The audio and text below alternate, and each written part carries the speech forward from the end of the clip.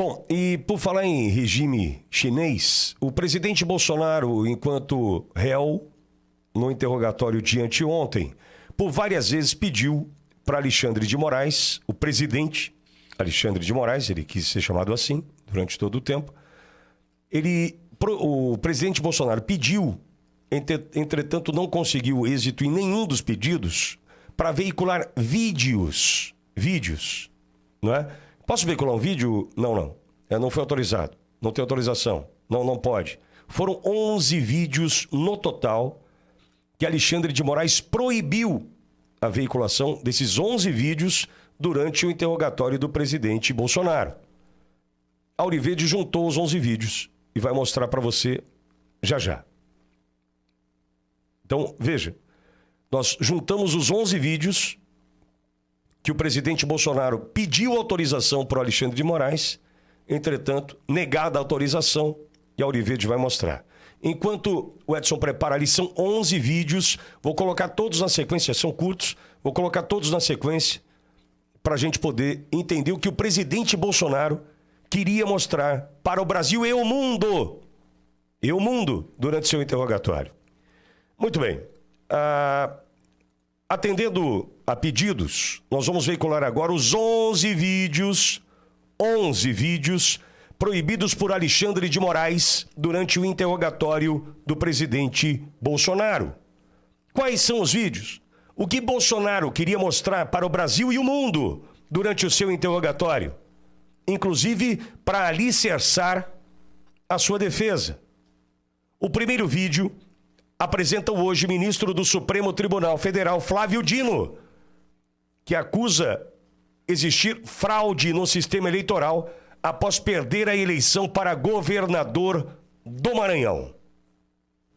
O senhor ficou em segundo lugar na eleição aqui para governador do Maranhão, por uma diferença mínima. Eu te pergunto, o senhor acredita que houve fraude?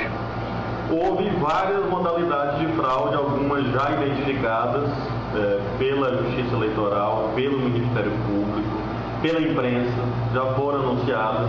E nós estamos nesse momento numa atitude de aguardar a ação dessas instituições, porque são fatos documentados, públicos e notórios, que abrangeram todo o período da propaganda eleitoral com a distribuição de vantagens indevidas, a chamada compra de votos, meios ilícitos de propaganda, tudo isso podendo influenciar o resultado da eleição. O senhor não teve o apoio do presidente Lula e da candidata Dilma formalmente na sua disputa contra o PMDB, da outra candidata, e o senhor é de um partido da base. Há alguma mágoa? Mágoa pessoal não, mas há uma estranheza política, porque havia um entendimento dentro dessa aliança, dentro do comando da Aliança Nacional, de que o chamado duplo palanque seria respeitado. Ou seja, que quando houvesse 2 ou mais candidatos da base, haveria o acompanhamento da ação desses candidatos e o apoio a todos esses candidatos, na medida que há uma aliança nacional. E isso não foi observado no caso do Maranhão. Então, nós temos tanto no plano local quanto no plano nacional, um sentimento de que, em relação ao PCdoB, não houve o cumprimento desse acordo político celebrado nacionalmente. O senhor conversou com Lula, com o presidente Lula ou com a candidata Dilma? Não, pessoalmente não, nem antes nem depois da eleição. E eles não te procuraram? Bem antes da eleição, sim, quando ainda se discutia se haveria ou não a candidatura, mas após o processo eleitoral, não. E eles não te procuraram? Não. Aí o primeiro vídeo, esse é de 2010. O segundo vídeo também traz Flávio Dino, hoje ministro do Supremo, vídeo de 2012, também criticando as urnas eletrônicas.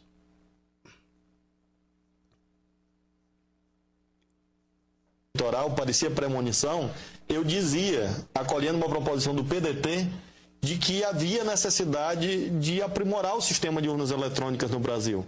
E essa eleição, a qual eu vivenciei um ano depois, quer dizer, há um ano atrás eu já pensava assim.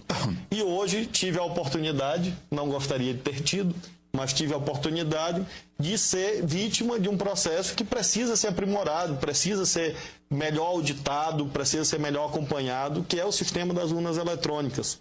Como é que se dá a votação eletrônica, como é que se evita o eleitor votando por outro, que foi esse debate no Supremo da carteira de identidade, que foi mal colocado, que foi mal posto. O Congresso estava certo ao exigir pelo menos o documento de identidade com foto.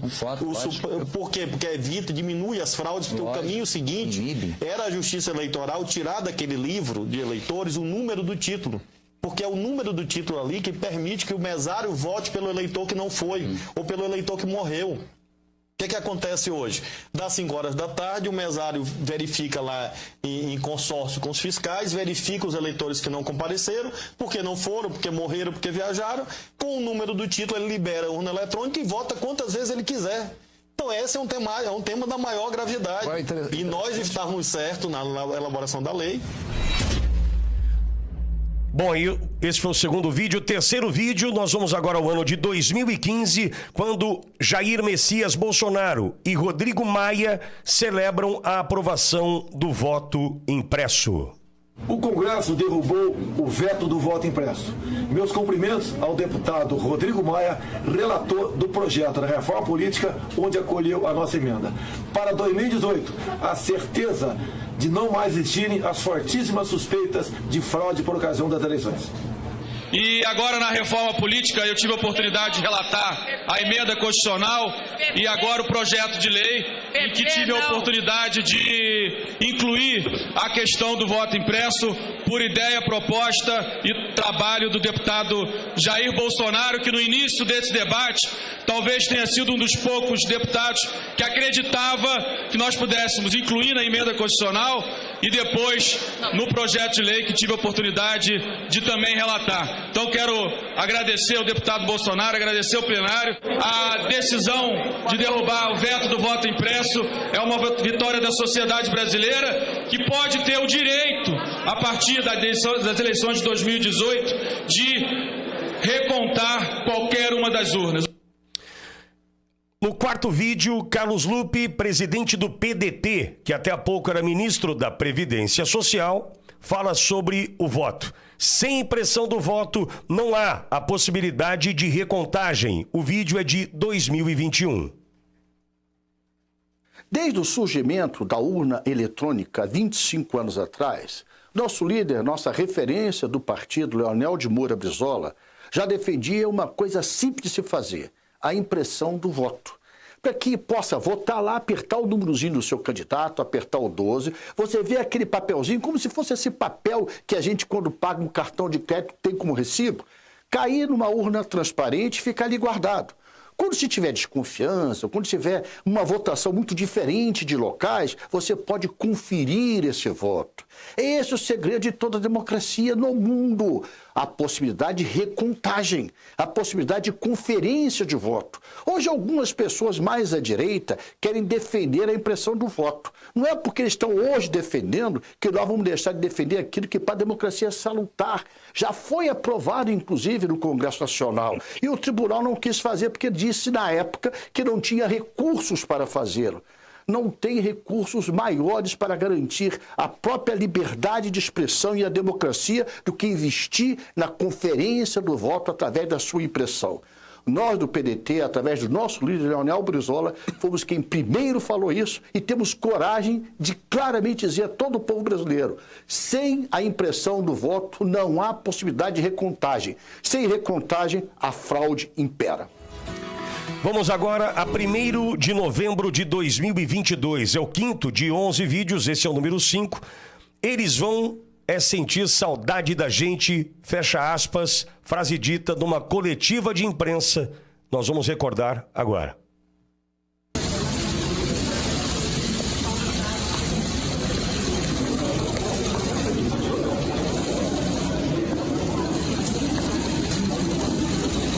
Vou sentir saudade da gente.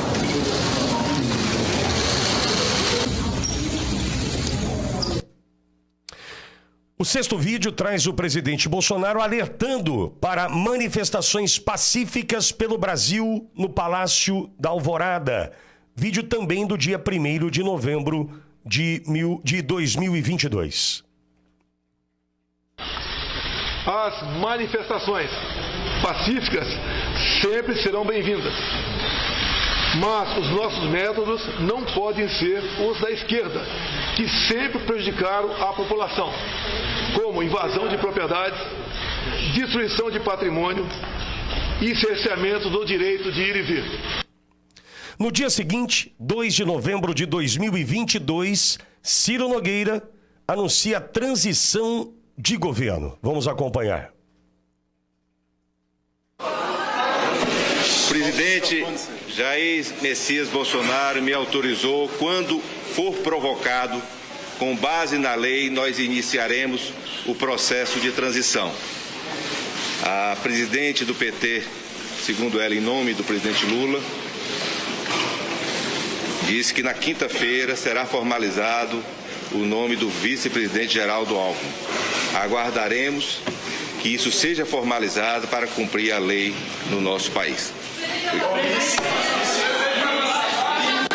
Então, Ciro Nogueira, no mesmo dia, 2 de novembro de 2022, lembrando que nós estamos mostrando aqui todos os vídeos proibidos por Alexandre de Moraes de serem veiculados durante o interrogatório do presidente Bolsonaro na última terça-feira. Nesse 8º vídeo, são 11 no total, presidente Bolsonaro fala para os caminhoneiros: desobstruam as rodovias e não pensem mal de mim.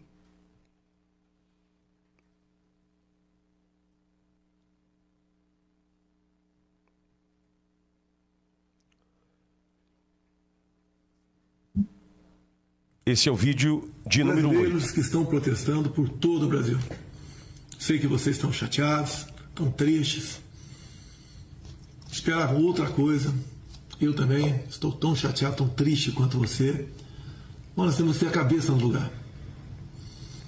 Os protestos, as manifestações são muito bem-vindas, fazem parte do jogo democrático. E ao longo dos anos, muito disso foi feito pelo Brasil. Na Esplanada, Copacabana, Paulista, e tantos outros lugares. Agora tem algo que não é legal. O fechamento de rodovias pelo Brasil prejudica o direito de viver das pessoas. Está lá a nossa Constituição. E nós sempre tivemos, dentro dessas 4 linhas, eu tenho que respeitar o direito de outras pessoas que estão se movimentando, além de prejuízo à nossa economia. Sei que a economia tem sua importância, né? Você talvez está dando mais importância a outras coisas agora. É legítimo. Eu quero fazer um apelo a você. Desobstrua as rodovias. Isso daí não faz parte, no meu entender, dessas manifestações legítimas. Não vamos perder nós aqui essa nossa legitimidade. Outras manifestações que estão fazendo pelo Brasil todo, em praças, faz parte, repito, do jogo democrático. Fique à vontade. E deixo claro, vocês estão se manifestando espontaneamente. Colocamos a nossa Polícia Rodoviária Federal, desde o primeiro momento, para desobstruir rodovias pelo Brasil. E eles têm feito um trabalho de tentar desobstruir, mas são muitos pontos, e as dificuldades são enormes. Prejuízo todo mundo está tendo com essas rodovias fechadas. O apelo que eu faço a você: desobstrua as rodovias, protestem de outra forma em outros locais, que isso é muito bem-vindo, faz parte da nossa democracia. Por favor, não pensem mal de mim. Eu quero o bem de vocês. Ao longo desse tempo todo, à frente da presidência, colaborei para ressurgir o sentimento patriótico, o amor à pátria, as nossas cores verde e amarela, a defesa da família, a defesa da liberdade. Não vamos jogar isso fora. Vamos fazer o que tem que ser feito. Estou com vocês e tenho certeza que vocês estão comigo. O pedido é rodovias. Vamos desobstruí-la para o bem da nossa nação e para que nós possamos continuar lutando por democracia e por liberdade. Muito obrigado a todos vocês. Deus abençoe o nosso Brasil. O 9º vídeo já faz parte daquela live do dia 30 de dezembro de 2022. Abre aspas, nós não queremos o confronto. Fecha aspas, afirmava ali o presidente Jair Bolsonaro. Nós não queremos o confronto, nem estimulo ninguém para partir para o confronto. É a pior maneira de tentar resolver o assunto. Ainda na live do dia 30 de dezembro, Bolsonaro afirmou, abre aspas, não vamos para o tudo ou nada. Esse é o 10º vídeo nessa sequência de 11 no total que a gente apresenta para você. Não vamos achar que o mundo vai acabar dia 1º de janeiro. Vamos por tudo ou nada. Não. Não tem tudo ou nada. Inteligência. Mostrar que somos diferentes do outro lado. Nós respeitamos as normas, as leis, a Constituição. Nós sabemos dar valor à liberdade que eles têm. E o 11º e último vídeo é a entrevista do ministro da Defesa, José Múcio, ao programa Roda Viva, no dia 10 de fevereiro de 2025.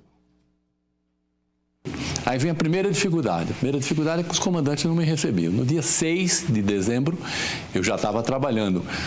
Ele nos empossou, eu acho que é a minha, Flávio Dino, e começamos a primeira dificuldade, ser recebido pelos comandantes.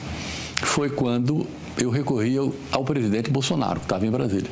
Foi meu colega de muitos anos, foi inclusive liderado quando eu era líder do governo lá no Congresso Nacional, sempre tivemos uma relação muito boa. E eu fui falar com ele, disse, olha, eu sou o novo ministro da Defesa, eu queria que você me ajudasse a fazer uma transição tranquila, vai ser bom para o novo governo, vai ser bom para o seu governo que está terminando, você conhece, eu não sou de conflito, de criar problema. Ele telefonou para os 3 comandantes. E pronto, são os 11 vídeos proibidos por Alexandre de Moraes durante o interrogatório do presidente Bolsonaro. Bolsonaro solicitou, Alexandre de Moraes negou. Entendo eu, porque esta era uma oportunidade de mostrar trechos da história para o Brasil e o mundo de quem nunca propôs jogar fora das 4 linhas. Cláudio. O presidente, ao elencar essas possibilidades, que brilhantemente eu parabenizo vocês por trazerem aqui, mostra a trajetória de vários meses de coerência. É uma coerência que para muita gente é insuportável. A coerência daquele que tem princípios, a coerência daquele que sabe o que o rege e mesmo na adversidade ele segue esses princípios. Pouca gente tem tamanha integridade. A maior parte das pessoas vai cedendo, vai mudando, porque percebe que a água está subindo e fala, eu não vou morrer afogado, se precisar eu mato alguém. O presidente Bolsonaro provou o que ele vem fazendo desde há mais de 20 anos. Ele tem princípios, ele defende a liberdade, a democracia, defende a base da Constituição brasileira. Quem não defende a base da Constituição brasileira é aquele pessoal que tem uma linha de pensamento muito simples, que os meios justificam os fins. Ou seja, se a finalidade tua, se seu fim é chegar ao poder e conquistar tal resultado, você aceita fazer qualquer coisa no meio para alcançar aquele resultado. E o presidente Bolsonaro, como pessoa de princípio, pessoa de valores, fala, não, eu quero atingir tal resultado, mas a integridade e a coerência do que eu faço daqui até lá são tão importantes quanto chegar lá, ou mais importantes. Nós cristãos temos essa é a base do cristianismo. Agora, isso cansa, isso é difícil, isso é dolorido, isso faz a gente sofrer. Por quê? Porque bandido tem um único princípio. Eu vou vencer a qualquer custo. Ou como disse a presidente Dilma Rousseff lá no passado, a gente vende a alma para vencer uma eleição. Ela falou isso. Essa é a síntese deles. Vendem a alma. E é o que eles fazem e estão fazendo no Congresso, no Executivo e no único órgão lá, no Supremo. Tem gente fazendo isso. Leandro, a tua posição diante desse impedimento e a proibição de Alexandre de Moraes, rapidamente, Leandro, por gentileza. Olha, esse vídeo remonta à verdade que ela não tem como ser contestada, né? Então, é à luz da verdade, né, que, sem sombra de dúvidas, demonstraria e faria, né, ruir, cair por terra aquelas acusações absurdas, né, pelos quais o presidente Bolsonaro e o seu entorno ali está sendo acusado. Então, por isso, o ministro Alexandre de Moraes, ele não quer e não quis, né, que esses vídeos fossem publicizados ali naquele momento, né? E não é à toa que, talvez, inclusive com o julgamento que ocorreu agora no STF sobre o Marco Civil, talvez até nas redes sociais, logo seremos talvez proibidos, né, de veicular esses vídeos. Então está muito claro qual é o posicionamento do presidente, as questões históricas recentes já deixam isso muito claro, que na realidade, mesmo tendo sido tão golpeado durante seu governo, tendo sido tão golpeado durante a campanha, Jair Messias Bolsonaro permaneceu e permanece nas 4 linhas da Constituição. Do outro lado, segue-se a perseguição, né, contra a direita, e tendo aí como alvo principal o nosso presidente. Imagine você se o presidente Bolsonaro tivesse a possibilidade de exibir os vídeos para o Brasil e o mundo.